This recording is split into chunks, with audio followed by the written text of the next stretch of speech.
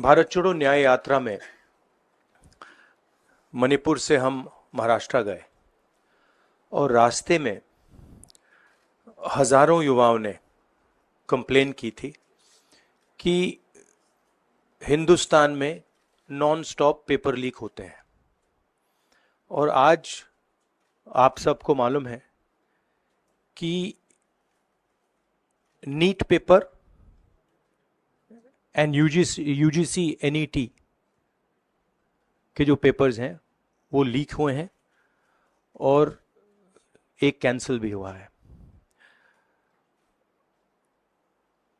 कहा जा रहा था कि नरेंद्र मोदी जी ने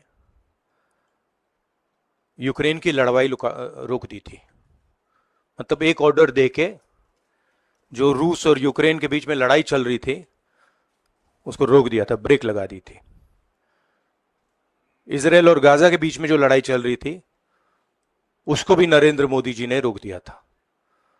मगर किसी ना किसी कारण जो हिंदुस्तान में पेपर लीक हो रहे हैं उसको नरेंद्र मोदी रोक नहीं पा रहे हैं या रोकना नहीं चाहते हैं। नुकसान स्टूडेंट्स का होता है। जो हिंदुस्तान के स्टूडेंट्स हैं, मैं जानता हूं कि आप इन एग्जाम्स के लिए महीनों सालों काम करते हो। ये आपका फ्यूचर है और आपके फ्यूचर से खिलवाड़ किया जा रहा है। मध्य प्रदेश में व्यापम हुआ और अब उस व्यापम को नरेंद्र मोदी जी और उनकी सरकार पूरे देश में फैलाने का काम कर रही है।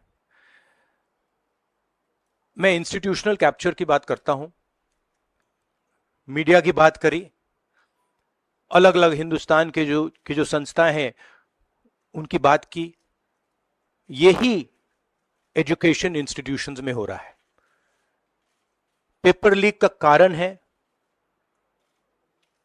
कि सारे के सारे वाइस चांसलर्स, एजुकेशन सिस्टम को बीजेपी के लोगों ने, उनके पेरेंट ऑर्गेनाइजेशन ने कैप्चर कर रखा है। जब तक ये कैप्चर रिवर्स नहीं किया जाएगा तब तक पेपर लीक चलता जाएगा। इस कैप्चर को फैसिलिटेट नरेंद्र मोदी जी ने किया है और ये एक एंटी नेशनल एक्टिविटी है क्योंकि ये देश का भविष्य है और इससे हिंदुस्तान के युवाओं को, स्टूडेंट्स को जबरदस्त चोट पड़ती है। इंक्वायरी चल रही है, एक को आपने कैंसिल कर दिया है, अब पता नहीं दूसरे को कैंसिल किया जाएगा या नहीं किया जाएगा, बट कोई ना कोई तो इसके लिए जिम्मेदार है और उनको एकदम पकड़ा जाना चाहिए और उन पे एक्शन लिया जाना चाहिए।